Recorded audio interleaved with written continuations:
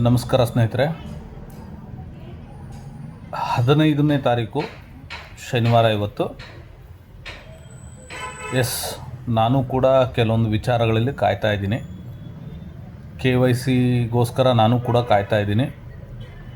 ಕೆಲವೊಬ್ಬರು ಮೇಲ್ ಬಂದಿದೆ but activate ಆಗ್ತಾಯಿಲ್ಲ, ಅದಕ್ಕೆ ಕಾಯ್ತಾ ಇದ್ದಾರೆ. ಕೆಲವೊಬ್ಬರಿಗೆ ಮೇಲೇ ಬಂದಿಲ್ಲ. ಸೊ ಎಲ್ಲರೂ ಒಂದೊಂದು ವಿಚಾರದಲ್ಲಿ ನಾವು ಕಾಯ್ತಾನೇ ಇದ್ದೀವಿ. ಸೊ ಅದರಿಂದ ಸ್ವಲ್ಪ ತಾಳ್ಮೆಯಿಂದ ಕಾಯೋಣ. ಏನಾಗ್ತಾ ಇದೆ ಅಂತಂದರೆ, ಹೆವಿ ಟ್ರಾಫಿಕ್ ಅಂದರೆ ಕಂಪನಿಯ ವಿಕ್ಟ್ರಿ ವಿತ್ ಆ್ಯಶ್ ಅನ್ನೋ ಏನು ಈ ಪ್ಲ್ಯಾಟ್ಫಾರ್ಮ್ ಇದೆ, ಅದನ್ನು KYCಯನ್ನು ವಹಿಸಿದ್ದು ಡಿಡಿಟ್ ಅಂತ ಒಂದು ಥರ್ಡ್ ಪಾರ್ಟಿಗೆ ವಹಿಸಿದ್ದಾರೆ. ಆ ಕಂಪ್ನಿಗೆ ಎಕ್ಸ್ಪೆಕ್ಟೇ ಮಾಡಿರಲಿಲ್ಲ ಇಷ್ಟೊಂದು ಟ್ರಾಫಿಕ್ ಆಗುತ್ತೆ, ಇಷ್ಟೊಂದು ಜನ ಒಟ್ಟೊಟ್ಟಿಗೆ ಬಂದು ನಮಗೆ KYC ಮಾಡ್ತಾರೆ, ಅಪ್ಲೈ ಮಾಡ್ತಾರೆ ಅನ್ನೋ ವಿಚಾರನೇ ಅವರಿಗೆ ಅಂದ್ಕೊಂಡಿರಲಿಲ್ಲ. ಸೊ ಆದ್ದರಿಂದ ಫಾರ್ ಎಕ್ಸಾಂಪಲ್ ಒಂದು ಬಸ್ ಬರುತ್ತೆ ಅಂತ ಇಟ್ಕೊಳ್ಳಿ. ಬಂದಾಗ ಎಲ್ಲರೂ ಆ ಸೀಟ್ ಹಿಡಿಯೋದಕ್ಕೆ ಮಿಗಿ ಬಿದ್ದರೆ ಹೆಂಗಾಗುತ್ತೆ,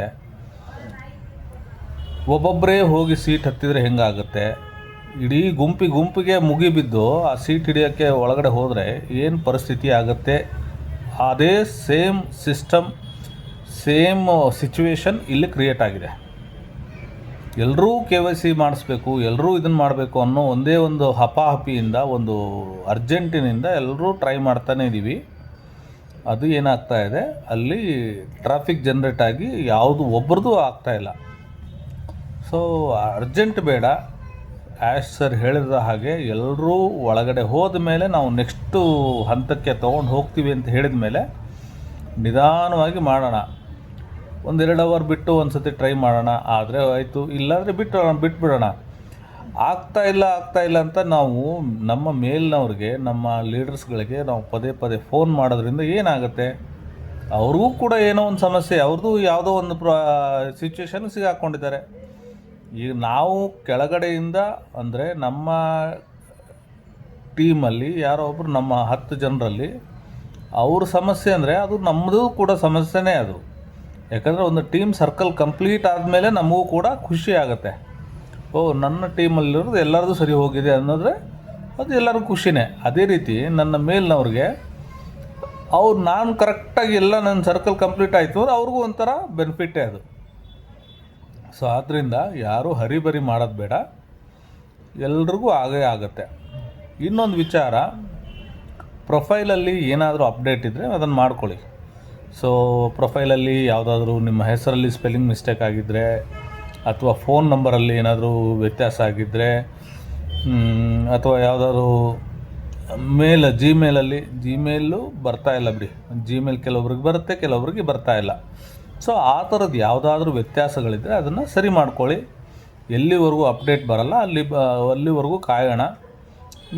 ಡೈಲಿ 1 ಸತಿ 2 ಸತಿ ಟ್ರೈ ಮಾಡೋಣ. ಆದರೆ ಆಯಿತು, ಇಲ್ಲಾಂದರೆ ಮಾರನೇ ದಿನ ಟ್ರೈ ಮಾಡೋಣ.